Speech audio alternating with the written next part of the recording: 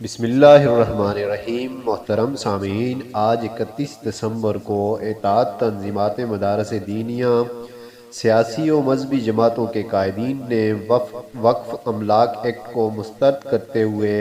ملک گیر تحریک چلانے کا اعلان کر دیا ہے۔ وقف کرنے والے شخص کے لیے سہولتیں پیدا کرنے کے بجائے رجسٹریشن کے نام پر رکاوٹیں کھڑی کر دی گئی ہیں۔ مدارس و مساجد کو غیر ملکی قوتوں کی اما پر کسی قسم کی دہشت گردی،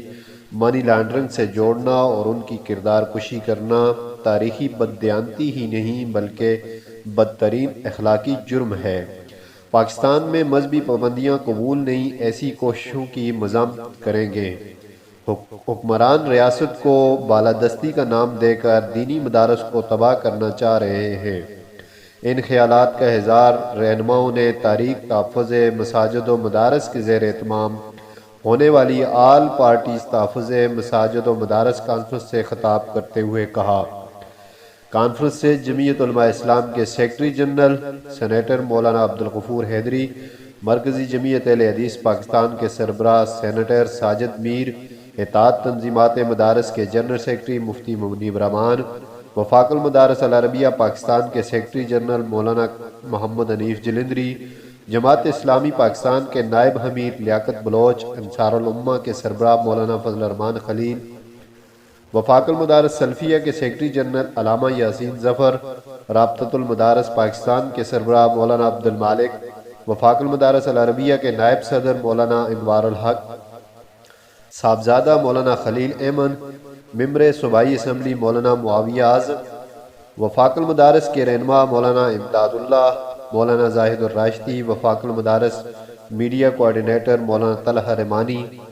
ڈاکٹر محمد مشتاق، ڈاکٹر عزیز ربان، ڈاکٹر حبیب الرحمان، پیر سید احسان الحق، تحریک تحفظ مساجد و مدارس کے صدر مولانا ظہور احمد علوی،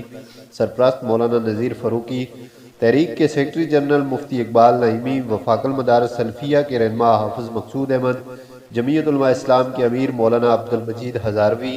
جمعیت علماء پاکستان کے رہنما عامر شہزاد، جماعت اسلامی کے رہنما ولی اللہ بخاری، مولانا عبد الکریم، مفتی عبدالسلام، مولانا عبدالغفور، مولانا محمد شریف ہزاروی، مولانا احن حنیف جالندھری، مولانا عبدالقدوس محمدی، مولانا خلیق رحمان چشتی، مولانا عبدالرحمان معاویہ، قاری محمد اسرائیل اور دیگر نے خطاب کرتے ہوئے کہا۔ اس موقع پر مولانا محمد حنیف جالندھری نے متفقہ اعلامیہ پیش کرتے ہوئے کہا کہ وقف املاک ایکٹ 2020 جیسے انتہائی غیر پارلیمانی اور نامناسب طریقے سے پاس کیا گیا ہے۔ اس کو تمام شرکاء نے متفقہ طور پر مسترد کرتے ہوئے یہ قرار دیا ہے کہ اسلامی تعلیمات کی بنیادوں پر قائم وقف املاک، رفاہی ادارے، دینی مدارس اور مساجد کا آزاد سلسلہ برصغیر میں صدیوں سے جاری ہے۔ وقف املاک ایکٹ 2020 دینی تعلیمات سے متصادم ہے۔